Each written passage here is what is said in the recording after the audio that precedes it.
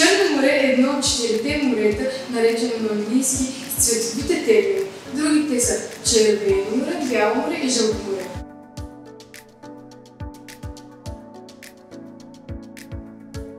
Едно от най-малките известни неща е произхода на името на морето.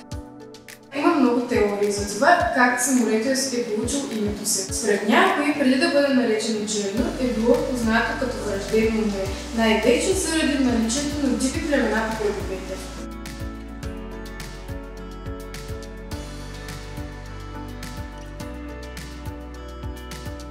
Според много морски геолози, Черно море е било сладководен басейн, но преди 7000 години Средиземно море е преляло и много голяма част от водите му са влезли в нашия сладководен басейн.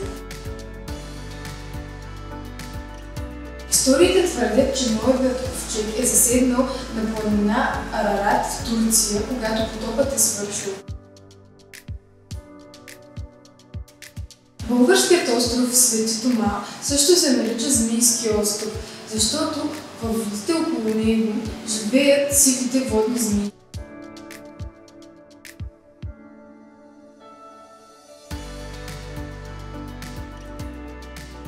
Очаквайте от нас нова, интересна и любопитна информация, свързана с екологичните проблеми на Черно море. Замърсяване, микропластмаса, защитени видове и как човека влияе върху природата.